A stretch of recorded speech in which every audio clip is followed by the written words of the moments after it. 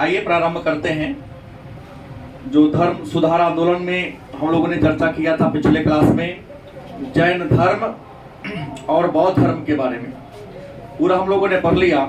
आज हम लोग भागवत धर्म और शैव धर्म के बारे में क्या करेंगे, चर्चा करेंगे। तो सबसे पहले चर्चा करेंगे भागवत धर्म।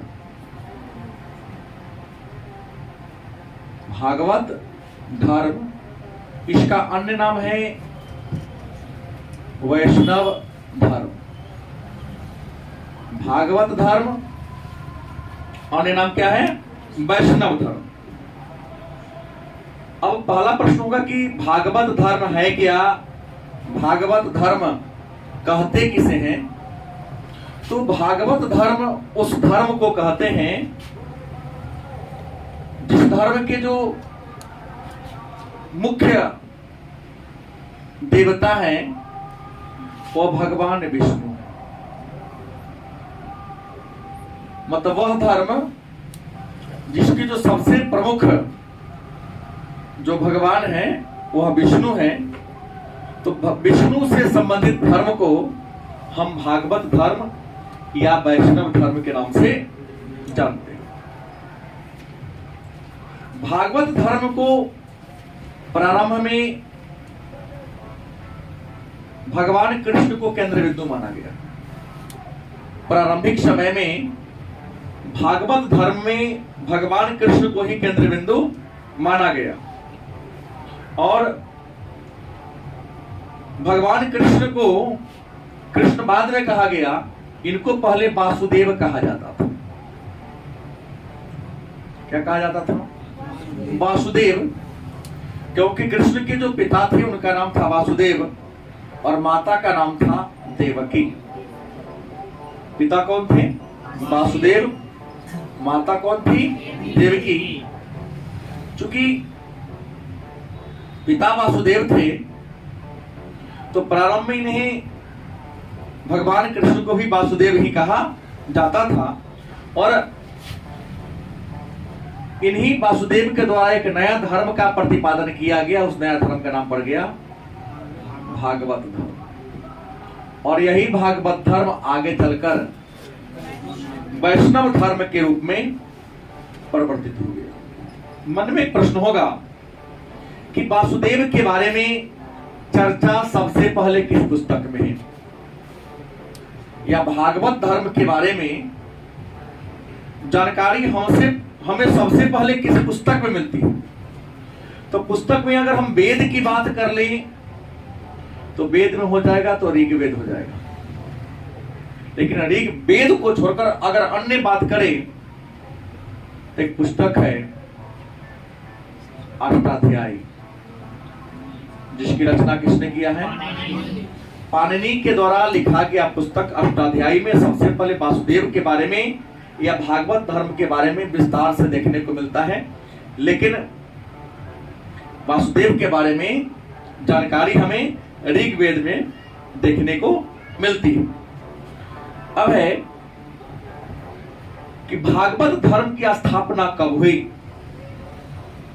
मतलब इसकी स्थापना की अगर बात कर ले कि भागवत धर्म की स्थापना कब से मानी जाती है, तो हर धर्म की स्थापना के क्या होता है, टाइम होता है। तो भागवत धर्म या भागवत संप्रदाय की हम बात करें तो भागवत धर्म या भागवत संप्रदाय की स्थापना 6वीं शताब्दी ईसा पूर्व में ही हो गई थी। क्योंकि 6वीं शताब्दी ईसा पूर्व में आया था, लेकिन इसमें कर्मकांड इतना ज्यादा था, यज्ञ इतना जटिल था, पूजा पाठ करना इतना जटिल था कि लोग इससे क्षुब्ध हो गए और क्षुब्ध होकर एक नए पंथ की तलाश करने लगा। उसी नए पंथ के तलाश में महावीर स्वामी के द्वारा चलाया गया जैन संप्रदाय, महात्मा बुद्ध के द्वारा चलाया गया बौद्ध संप्रदाय के लोग आकर्षित हो गए। क्योंकि जहां इन धर्मों में छुआछूत, जाति प्रथा, ऊंच नीच की भावनाएं थी, वहीं पर जैन और बौद्ध धर्म में इन चीज का क्या था, अभाव देखने को मिला। हमने कहा कि भागवत धर्म में भगवान विष्णु की पूजा होती है, लेकिन पहले इसको भगवान विष्णु को कृष्ण भी कहा जाता है। तो कृष्ण के बारे में चर्चा सबसे पहले छंदों के उपनिषद में मिलता है। इसमें कृष्ण के बारे में सबसे पहले चर्चा अगर किसी उपनिषद में मिलता है तो उस उपनिषद का नाम क्या है? छंदों के उपनिषद।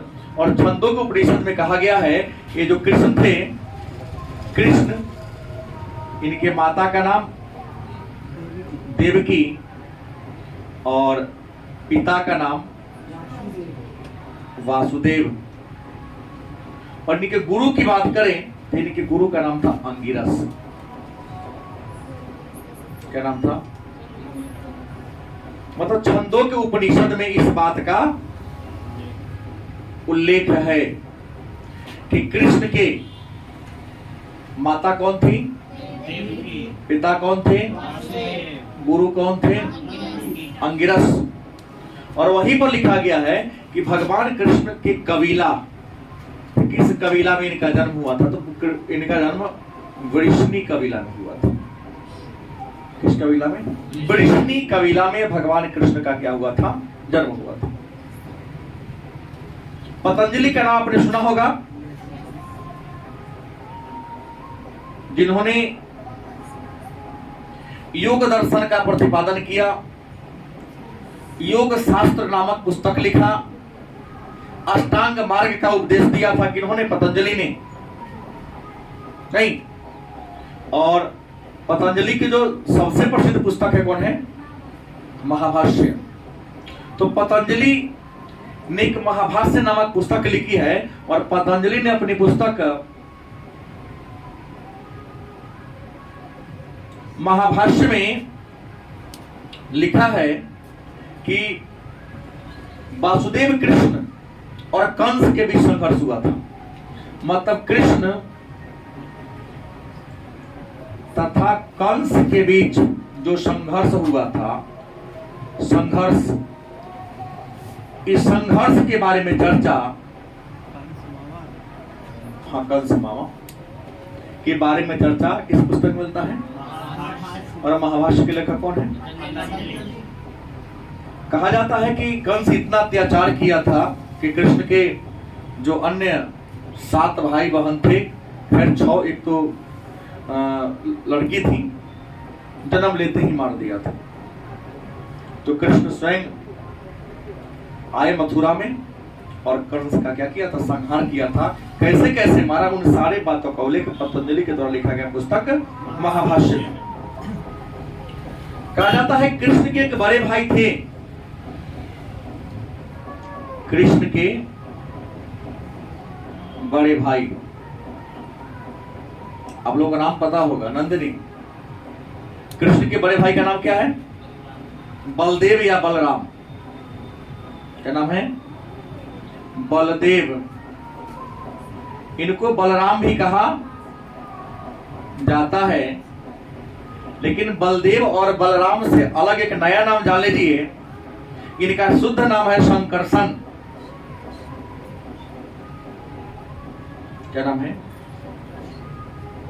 बीपीएससी में एक बार आया प्रश्न है, कृष्ण के बड़े भाई कौन थे? ऑप्शन ही नहीं था, शंकरसन था। तो कृष्ण के बड़े भाई कौन थे? बलदेव, जिन्हें बलराम भी हम लोग जानते हैं, लेकिन शुद्ध इनका नाम क्या था? शंकरसन इनका नाम था। कहा जाता है कृष्ण जैन धर्म के 24वें तीर्थकर। क्या नाम था? सॉरी, 24वें नहीं लिखना, कि कब लिखते? 22वें तीर्थकर, जैन धर्म के 22वें तीर्थकर अरिष्ट नेमि के समकालीन थे। किसके?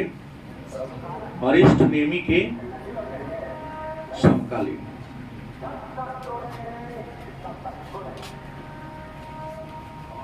कृष्ण जैन धर्म के 22वें तीर्थकर अरिष्ट नेमि के समकालीन थे और 23वें पार्श्वनाथ, 24वें महावीर स्वामी थे। यूनानी विद्वान का नाम आपने सुना होगा। यूनान के विद्वान जिन्हें यूनान के लोग यूनानी कहा जाता है, कृष्ण का एक नया नाम दिया है। कृष्ण कहो या वासुदेव कहो, यूनान के विद्वान चाहे वो मेगास्थनीज हो या स्ट्रेबो हो, इन लोगों ने हेराक्लेज कहा है। हेराक्लेज माने यूनान के लोग भगवान कृष्ण को क्या कहा है? हेराक्लेज कहा है। और एक यूनानी शासक थे जिन्होंने भारत में वैष्णव धर्म से संबंधित एक ध्वज की स्थापना कराया था। उस ध्वज का नाम आप में से कोई बता सकते हैं? 12वीं क्लास में आप लोगों ने चर्चा किया होगा।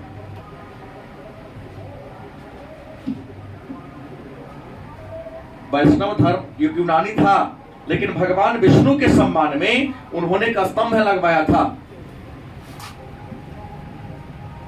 गरुड़ ध्वज।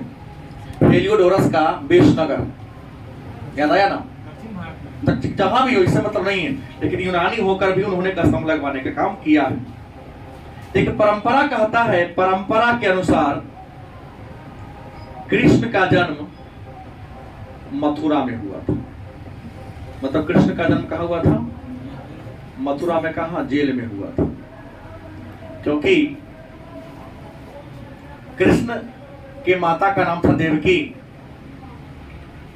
और वह कंस की बहन थी, एकमात्र बहन थी देवकी, और कंस का मित्र था वासुदेव।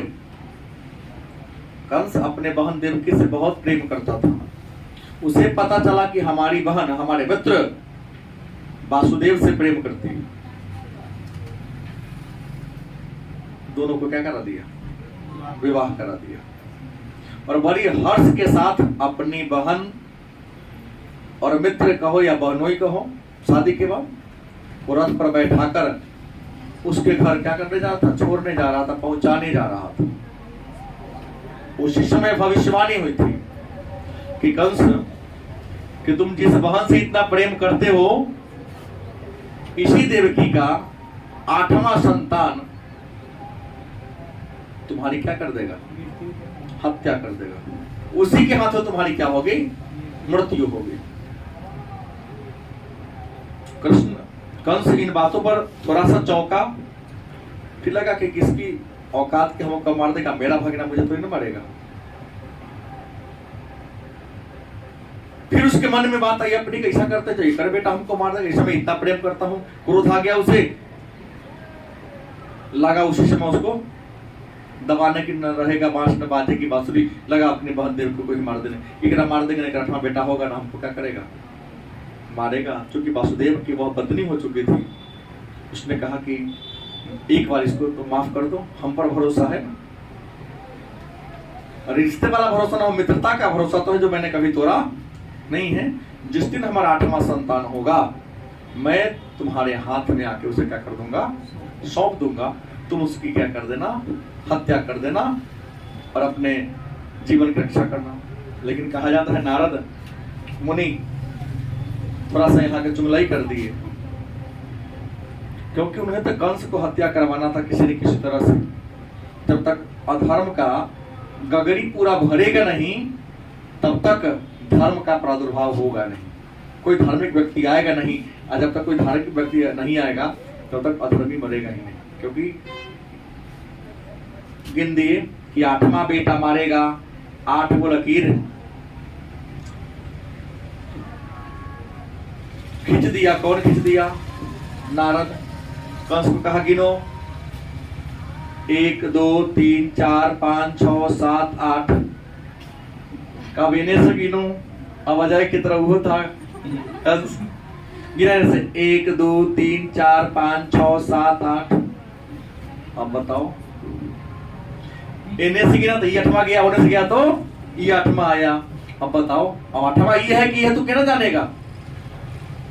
क्योंकि पाप का गगरी कंस का यहाँ तक भर चुका था। जब तक यहाँ नहीं तक जाएगा, वह पानी विधाता अवतार नहीं लेंगे, अनावतार लेंगे ना, उसको कोई मारेगा। बड़ी ताकतवर था, प्रण की 8 के मार देंगे। पहले तो 8वां को मारेंगे, 1 2 3 4 7 को क्या करेंगे? छोड़ देंगे। 8वां को क्या करेंगे? हम 8वां को मारेंगे, लेकिन बाद में हुआ कि नहीं, इन्हों से गिरने पर ये 8 आता है, इन्हें से गिरना पर ये 8 जाता है।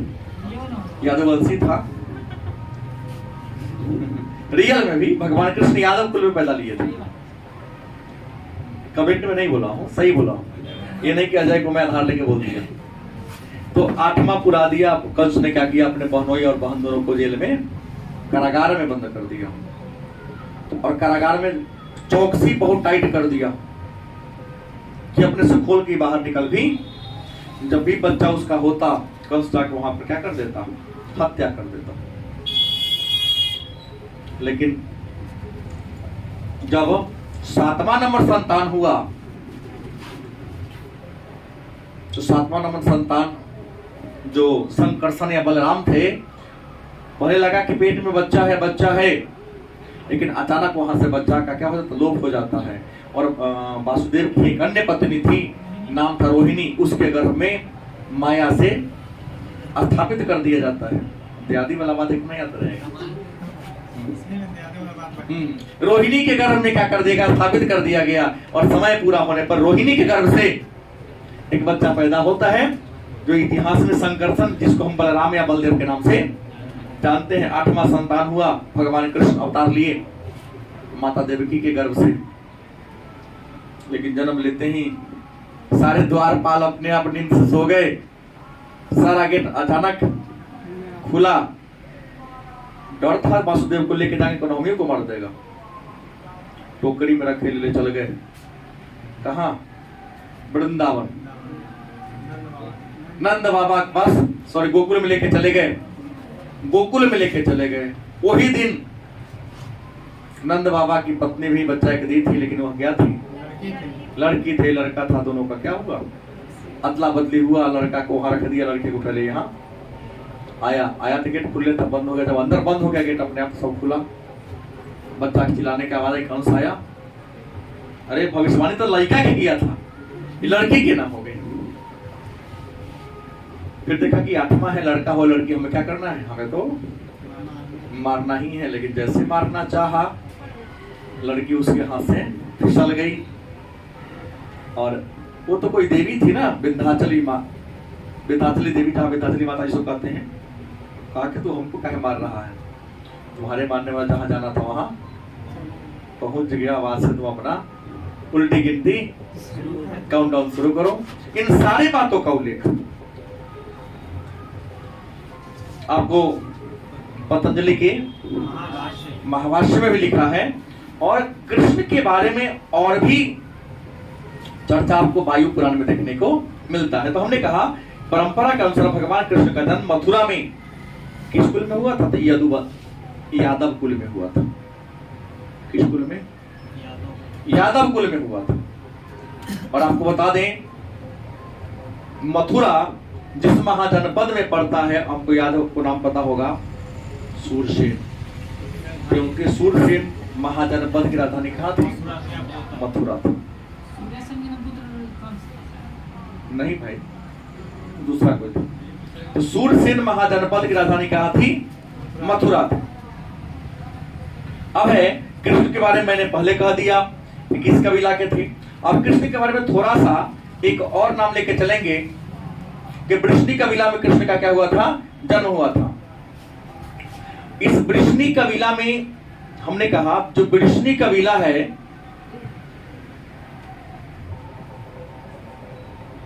इस कबीला के 5 नायक हैं।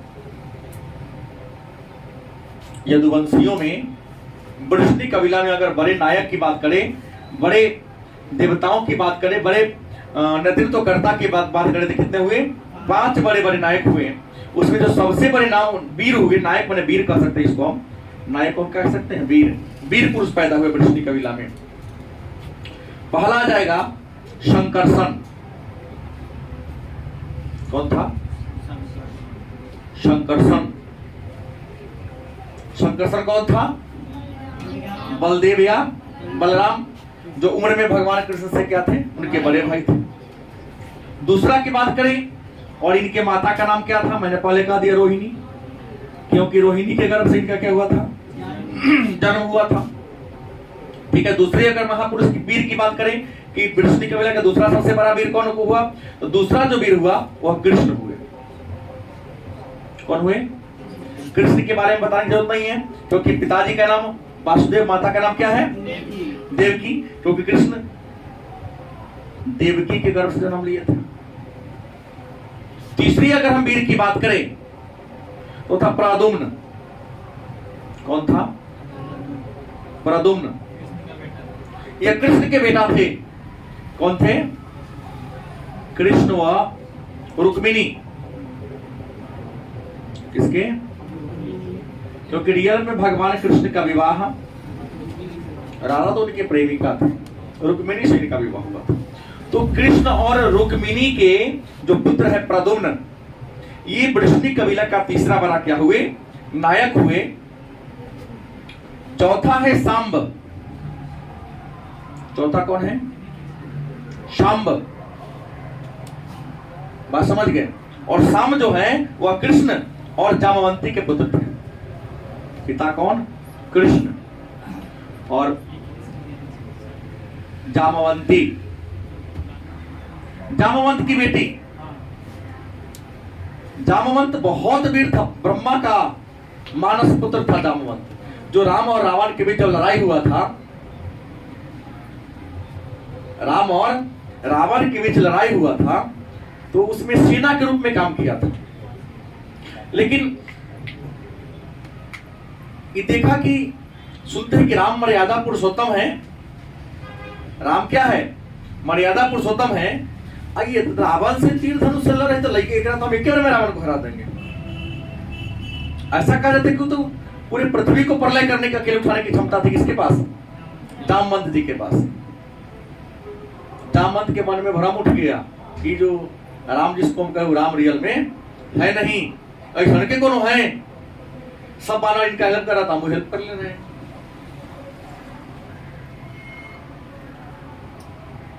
भगवान राम ने कहा कि माया में कह दिया आपको कि ठीक है, आपको भ्रम हम पर पैदा हो रहा है, लेकिन ये युग में हम आपसे लड़ नहीं सकते हैं। एक मौका आएगा तो हम क्या करेंगे? लड़ेंगे। तो कृष्ण के रूप में, राम के बाद कृष्ण के रूप में विष्णु का क्या हुआ है? अवतार हुआ है। जब अवतार हुआ तो जामवंत की जो बेटी थी नाम था जामवंती, उसके पास रामावतार युग का एक बहुत बड़ा हीरा समझो, डायमंड, एक ऐसा माथा में चूड़ा था कि पूरे एरिया को सूर्य से भी कई गुना, हजारों गुना उससे प्रकाश निकलता था। लड़ाई में किसी ने छल से उसे क्या कर लिया? चुरा लिया। और आके भगवान कृष्ण के हाथ ये हुआ, उसको पता लग गया कि कृष्ण के ही हाथ में है। कृष्ण किसी कारण से मजबूरी में आ गए थे, तो कहा कृष्ण का चमका हुआ हीरा मिलेगा कहाँ? तो कृष्ण पता लगाते लगाते वो गुफा में पहुंच गए। कहा इसी गुफा से मिलेगा, क्योंकि ऐसा जोड़ा गुफा जामवंती के पास है। जामवंत ने प्रतिज्ञा किया था कि अपना बेटी के ब्याह कृष्ण से करेंगे, जब बुढ़ारियों में हमारा क्या करेगा। अब कईयन हजारों वर्ष से तपस्या कर रहा था गुफा में। कृष्ण तो क्या कर जाते हैं? प्रवेश कर जाते हैं। प्रवेश करने के बाद प्राप्त करने का ही प्रयास करते हैं। तब तक जामवंत का ये होता है, जामवंत का तो लड़िए हमसे।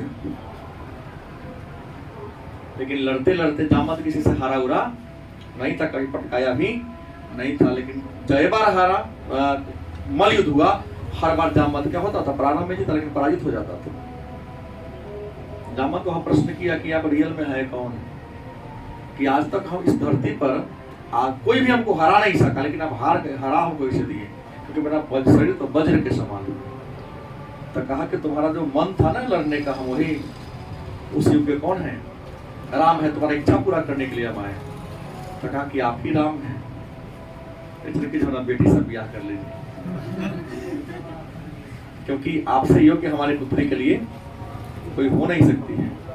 लेकिन रत्न आपको हम तब देंगे जब बेटी से ब्याह कर लीजिएगा, उपहार समझ के ले लीजिए। तो ही जामवंत की बेटी थी जामवंती, और जामवंती और भगवान कृष्ण का बेटा हुआ जिसका नाम क्या था? शांब। और पांचवा जो वीर हुआ इस कबीला में, उस पांचवा वीर का नाम था अनिरुद्ध। क्या नाम था? अनिरुद्ध। अनिरुद्ध के अगर हम पिता की बात करें तो ये प्रद्युम्न का बेटा था। किसका? मैंने भगवान कृष्ण का क्या था, पौत्र था। परंतु ये 5 वीर ही हुए हैं। कहा इन 5 में जो पहले का 4 गो है, ये जो पहला 4 है, इनको चतुर्व्यूह कहा जाता है। क्या कहा जाता है? इन पहले का 4 गो को हम क्या कहते हैं? चतुर्व्यूह के नाम से जानते हैं।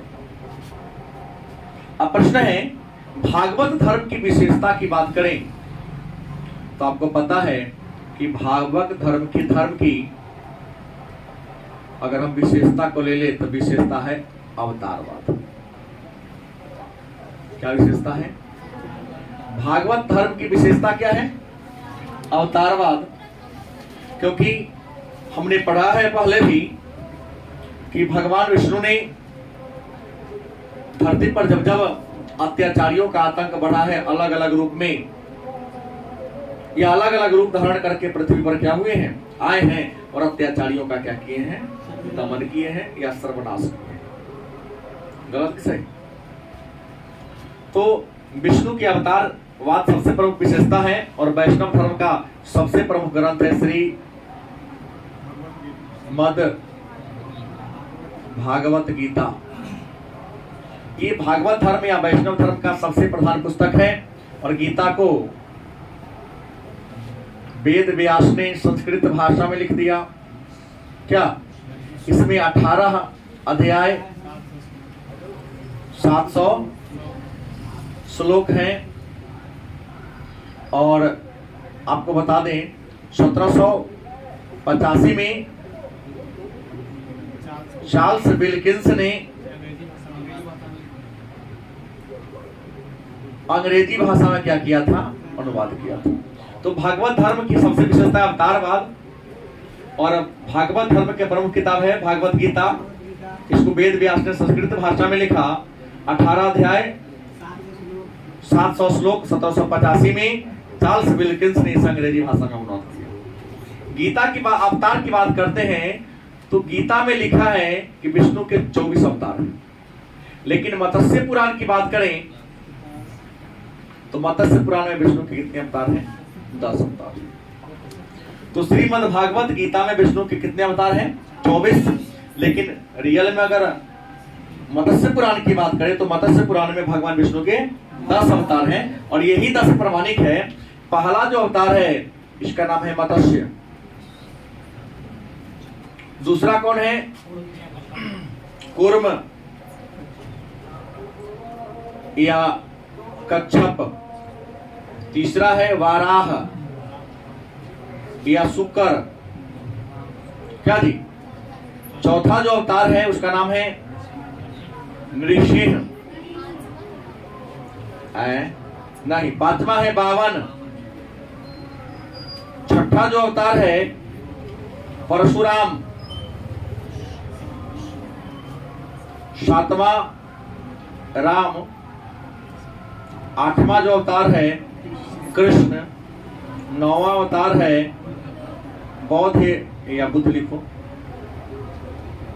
और 10वां अवतार आया नहीं, आने वाला है। हाँ, तो विष्णु की वैष्णव धर्म की सबसे बड़ी खासियत है कि अवतारवाद है। पहला अवतार मत्स्य अवतार। भगवान विष्णु ने जब पूरी सृष्टि जलपलावित हो गई थी तो मछली का रूप धारण करके चारों वेद और मानव जाति की रक्षा किया था। कूर्म अवतार में जब सारा वेदांग समुद्र में विलीन हो गया तो समुद्र का मंथन किया गया। तो समुद्र का मंथन करने के लिए मंदराचल पर्वत और वासुकी नाग का प्रयोग किया गया।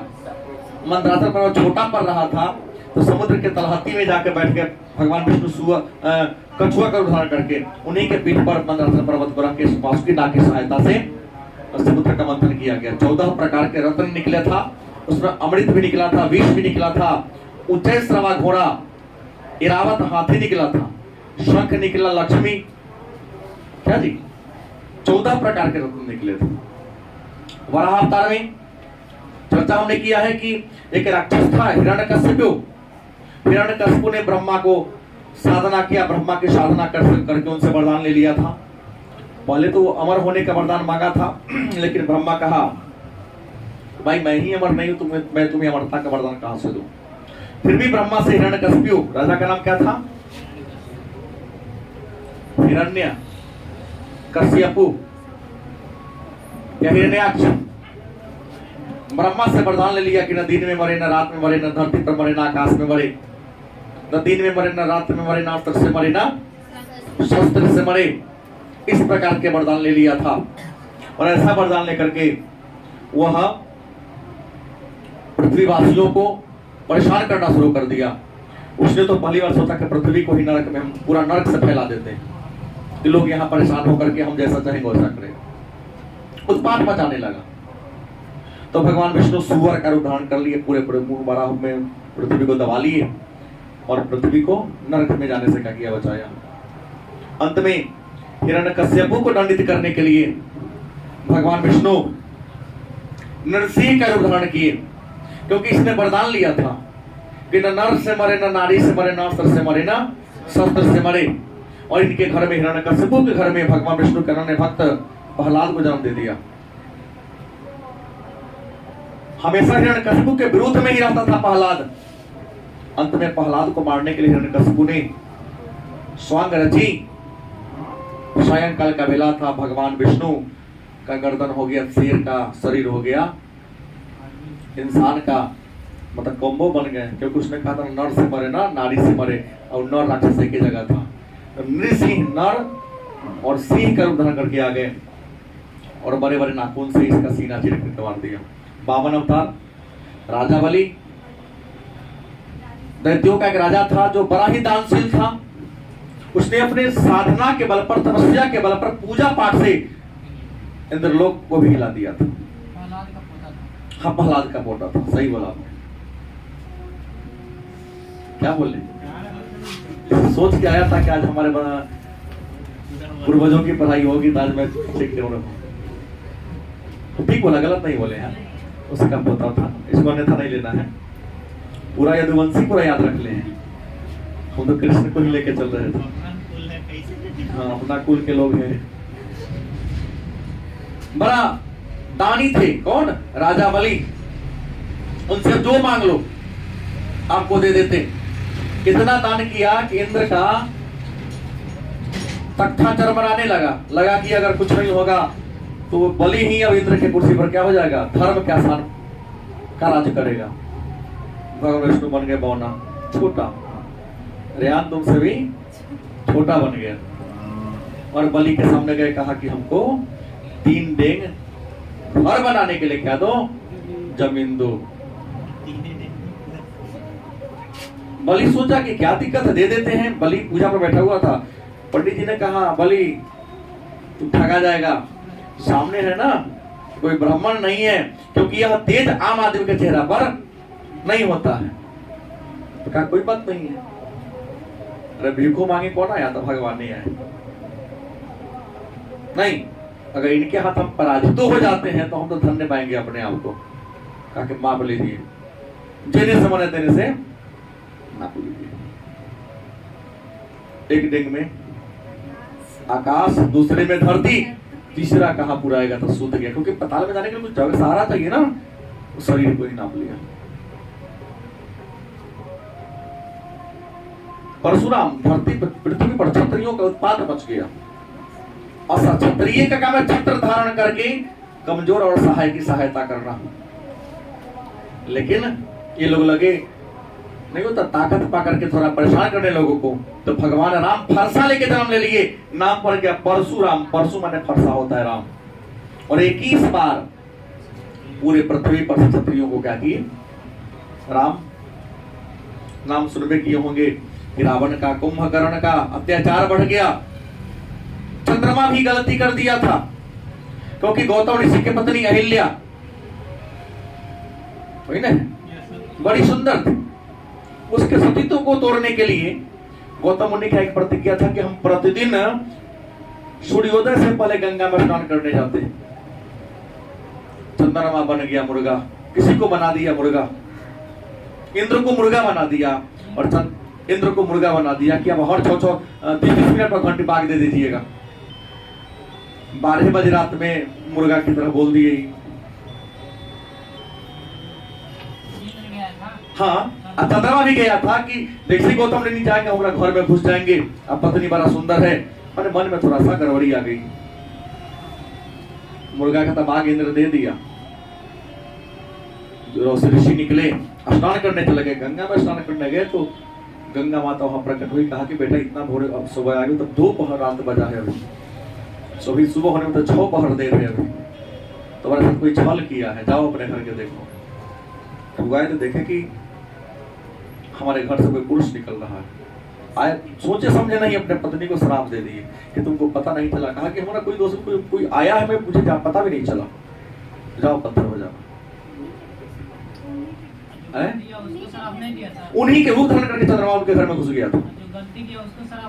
श्राप मिला तो जीवन भर पूर्ण कभी नहीं रहेगा, महीना में 1 दिन पूर्ण रहेगा तुम, और तुम पर छाया रहेगा। चंद्रमा को देखिएगा छाया रहता है और पूर्ण 1 दिन दिखता है, उसके बाद हमेशा कट कहते रहता है। और इंद्र को भी हुआ, तुम्हें जीवन से तुम्हारे मन से डर कभी नहीं जाएगा, क्योंकि भाग देते समय तुमको डर लगा होगा। गलत सही। उसी अहिल्या को पत्थर से इंसान बनाने के लिए बोले होना था कृष्ण का अवतार, लेकिन अहिल्या जो थी ब्रह्मा की पुत्री थी, अपने पुत्री के प्रेम में आकर के देखिए हमारी पुत्री कृष्ण जी कितना दिन रहेंगे धरती पर, तब राम जी आएंगे, तब उनका ब्याह करने जाएंगे, तब सियान होंगे, तब ना ब्याह उनका होगा। तो रास्ता में पड़ेगा, अयोध्या के रास्ता में, तब हमारी पुत्री पत्थर से क्या बनेगी। गौतम ऋषि ने श्राप दे दिया तो क्या बन जाओ, पत्थर। पत्थर तो बन गई। कहा कि मुक्ति के ना होगा, तो कहा कि राम जी अवतार लेंगे। अभी चल रहा है कौन, बहुत पहले था, परशुरामे वाला में था कि राम जी धरती पर इंसान के रूप में आएंगे और उनके चरण तुम्हारे में सटेगा, तभी तो इंसान बनेगी। तो राम जी आए, सारे अत्याचारी को मारे, वही विवाह करने जा रहे थे, रास्ते में इनके पैर का मिट्टी पड़ गया, वो क्या बन गए, स्त्री बन गए। कृष्ण बता दें कंस वाला कहानी, जो अपना बाप के जल में रख दिया था, बहिनी को जल में रख दिया, बहनोई को जल में रख दिया, जन्म लेते ही अपने भगिना सबको हत्या कर देता था। इतना बड़ा धर्मी हो तो भगवान सहेंगे कैसे। कृष्ण के रूप में आया, बुद्ध और चुका हूं धरती पर, चारों ओर जाति प्रथा, छुआछूत, यज्ञ जो हो गया था, बलि प्रधान हो गया था। भगवान विष्णु बुद्ध का रूप में अवतरित हुए, और यही अवतार अभी चल रहा है। आने वाला अवतार कौन है, कल के अवतार के बारे में कहा जाता है कि भगवान विष्णु उत्तर प्रदेश में आत्माराम दुबे नामक एक ब्राह्मण परिवार में उनकी कुमारी लड़की के गर्भ से पैदा होंगे। जन्म लेगा तो पेट अपने आप फट जाएगा, तलवार लेके आएंगे, जो भी झूठ साथ बोलने वाला सब है, अधार्मी पापी, हाइपो में जिंदा रहे वाला, झूठ बोलने के क्रम जो साथ बोलता है ना, उन सब कोई खैर नहीं है। ठीक है। अब प्रश्न होगा, तो वैष्णव धर्म का प्रधान पुस्तक हमने जान लिए, और वैष्णव धर्म का जो पहचान है वह गरुड़ है। भगवान विष्णु का वाहन का नाम क्या है, गरुड़ है। और आपको बता दें कि गुप्त वंश के बारे में चर्चा आगे होगी, 12वीं में आपने पढ़ा होगा कि गुप्त वंश के राजाओं ने अपना राजकीय चिन्ह क्या बनाया, गरुड़ बनाया था। इसके बाद भारत के और भी कुछ राजवंश थे जिनका जो राजकीय धर्म था वो क्या था, वैष्णव धर्म था, और गरुड़ उनका क्या था, चिन्ह था। एक छोटा टॉपिक और है, देख लेते हैं, ताकि ये धर्म खत्म हो जाएगा तो महाजनपद की रोल हम लोग कल के क्लास में अग्रसर होंगे। तो नया जो है उसका नाम है शैव धर्म। क्या नाम है, परिभाषा आसान है कि शिव से संबंधित धर्म को, शिव से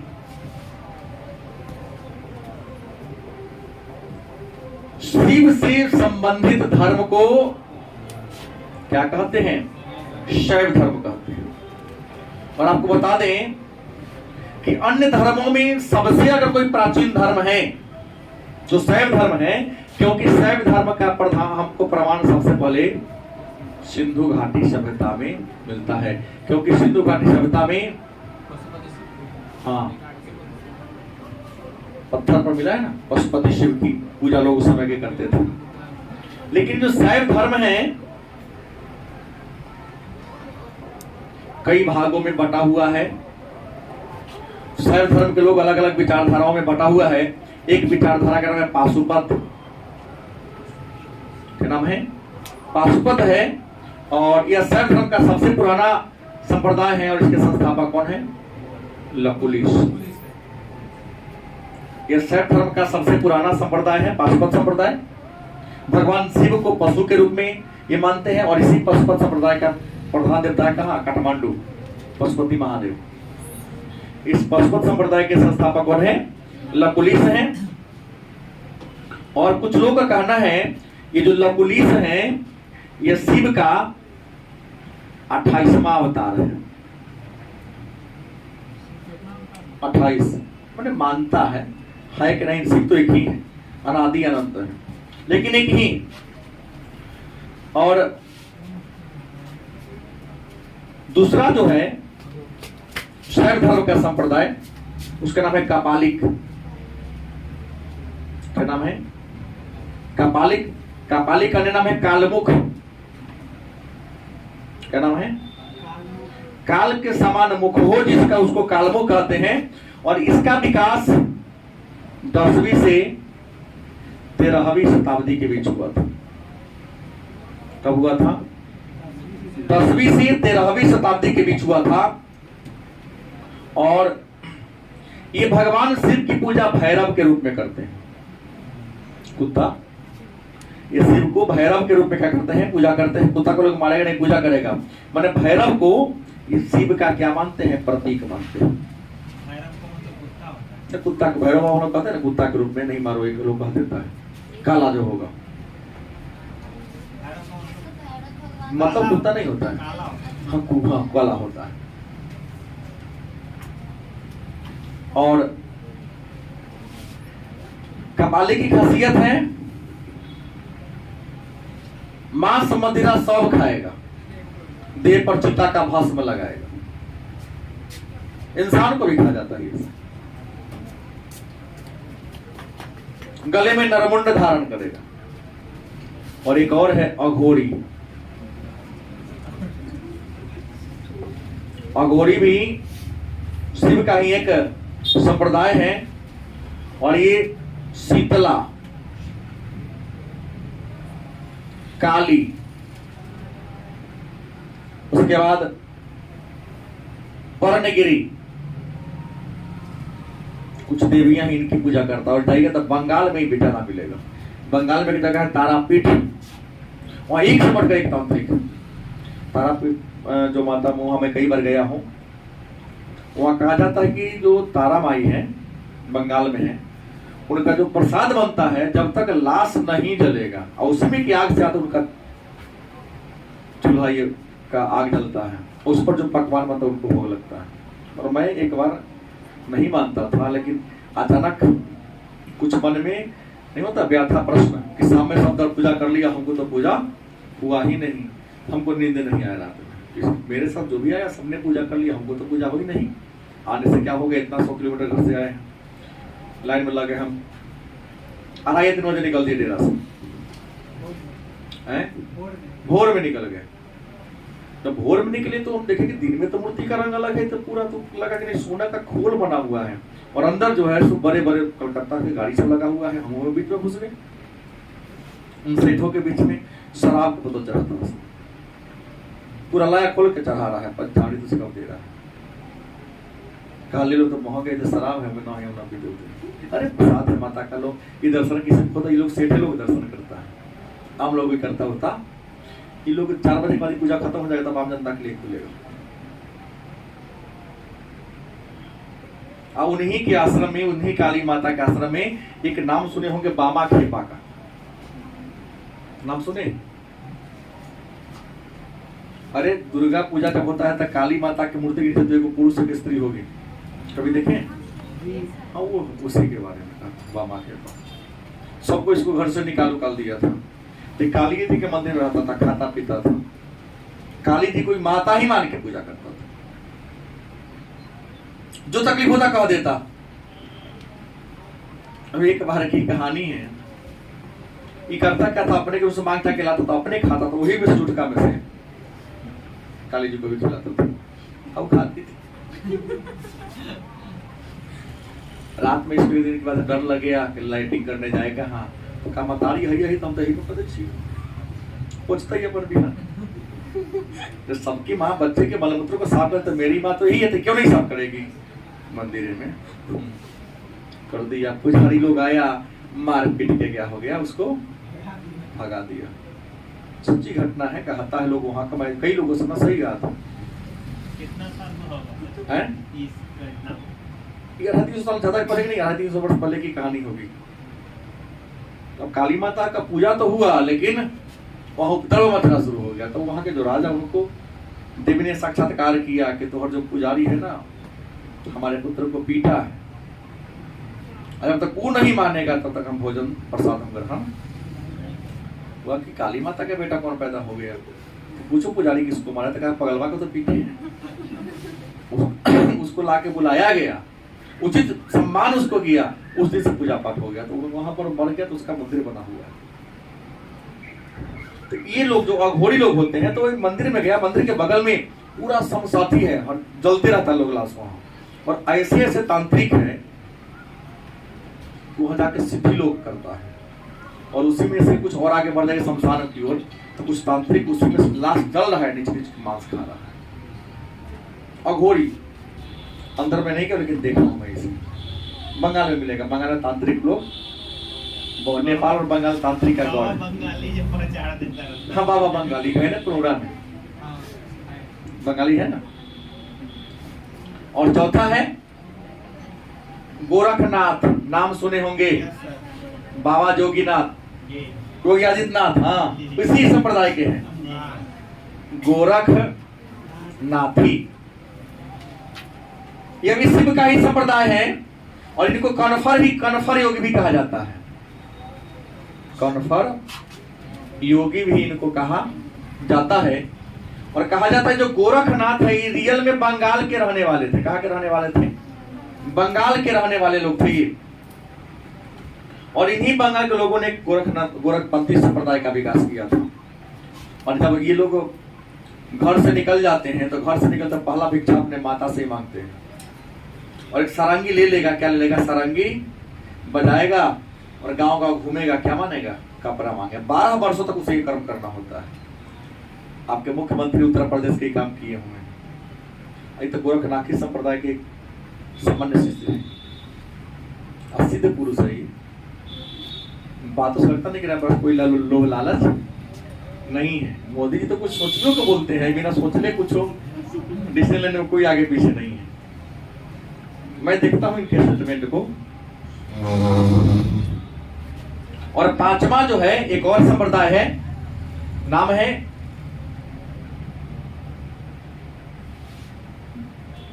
कश्मीरी शैव संप्रदाय। और कश्मीरी संप्रदाय की स्थापना आपको तो पता ही है शायद, वसुगुप्त ने किया था। किसने किया था? वसुगुप्त ने किया था। और वसुगुप्त ने एक पुस्तक भी लिखी, पुस्तक का नाम है शिव सूत्र। क्या नाम है? शिव सूत्र। इस भगवान शिव की पूजा करने वाले को शैव कहते हैं। और शैव धर्म के कितने संप्रदाय हैं? 5, पाशुपत, कपालिक, अघोरी और गोरखनाथ। इसी को कनफर, और ये 5वां हो गए कश्मीरी शैव। लिंगायत उत्तर भारत में नहीं है, और दक्षिण भारत में है। नहीं, लिंगायत भी एक है, तो लेकिन वो उत्तर भारत में न होकर दक्षिण भारत में लिख देता हूं। लिंगायत एक और संप्रदाय है।